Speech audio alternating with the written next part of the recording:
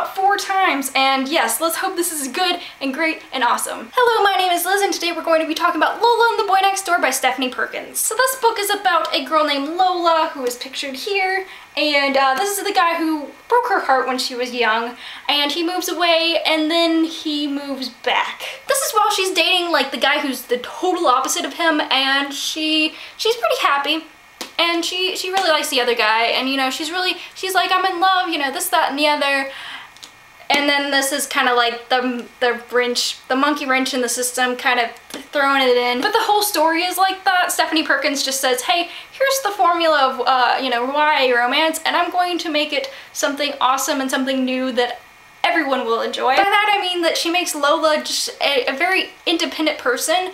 You know, she's kind of raised like that, you know, there are people in your life that are gonna let you down, and so I don't know if she really acts like that all the time, but she's just like, you know, there's going to be that person, you know, whether it be Cricket or her mom, who, you know, they don't actually, they weren't dependable people, at least at one point. So with YA romances, we all know that there's, you know, a love triangle, and, you know, the main character has to go through some tumultuous times of, you know, there's this decision that needs to be made, and all this crazy stuff. But I feel like this book does something totally different compared to other YA romance novels, which is like when the love triangle kind of comes together, she's not like, hey, bye Max, I'm gonna go hang out with Cricket now, bye, bye, bye. She's actually like, I'm in love with Max, I'm in love with Max, I'm in love with Max. She would have, I think she would have just kept going on with things if certain decisions didn't need to be made, and decisions that I'm not going to spoil right now because, yeah, I don't want you to hate me. But there are big decisions in this novel, not just to do with romance, but other things like, you know, letting somebody be your friend again, and gaining trust from other people.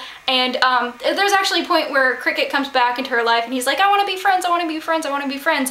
And she's like, well, you kind of need to gain my trust first. And there's a point in the story where she's like, I need you to do the same for me because of things that happened, the decision, like I said.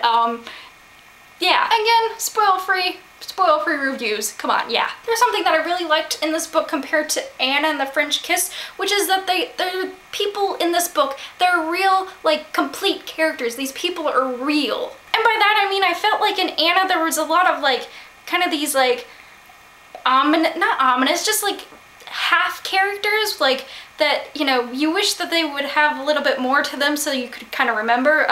Like the other boy that Anna dated, I forget his name, but he was just kind of like the a-hole, and he had, it was just kind of like he was just there to kind of serve a little bit of a purpose, and then he was gone.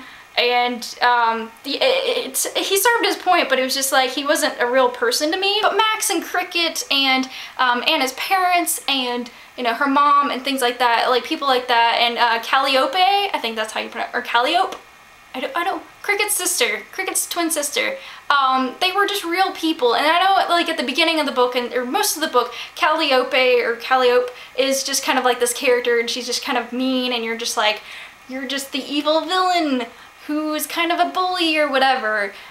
But then at the end she just kind of comes into her own and is just like, you know, you're an okay person, Lola. And I thought that was very realistic to me. I mean, I liked Anna. I thought it was a pretty, I mean, if you watched my video review of Anna, I was just kind of like, I don't know. But with this, I'm pointing at the book. Well, this book right here, I really enjoyed it, and at the end I was just like, I would like to read like 10 more books like this in a row.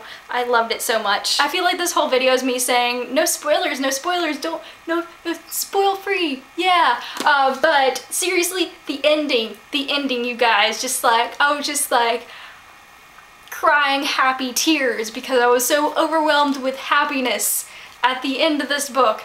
Because just like everything just comes together, and this is something that I kind of want to add, is just like the second half of the book, you know, the first half, it was good, it was really good, and then the second half comes along and you're just like, that was kind of, that makes the first half seem kind of mediocre. But all of it is a really good book. It all builds up to something awesome and something real, and I don't know how else to say it. While writing the review for this, I was sitting here thinking like, what don't I like about this book? And I really can't think of anything.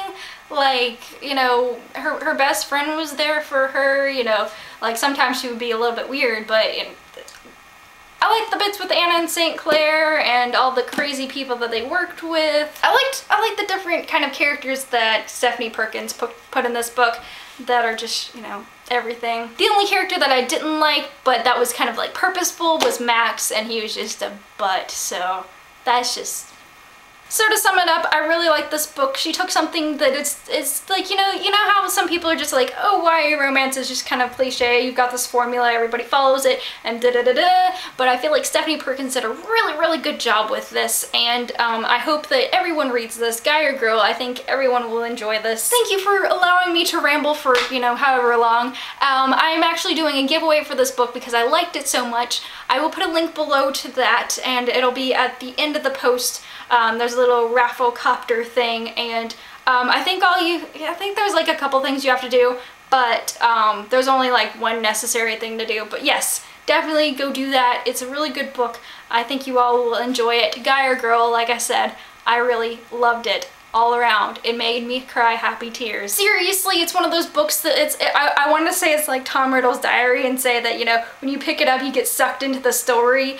I'm just saying, but in a good way, in a happy, nice way. Not in a, I'm going to steal your soul or mark the walls with chicken blood.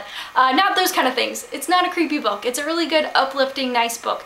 And so, you know, if you need a break from your creepy Halloween reads, definitely read Lola and the Boy Next Door. I hope you have a great day and keep reading Stephanie Perkins books because they're all great.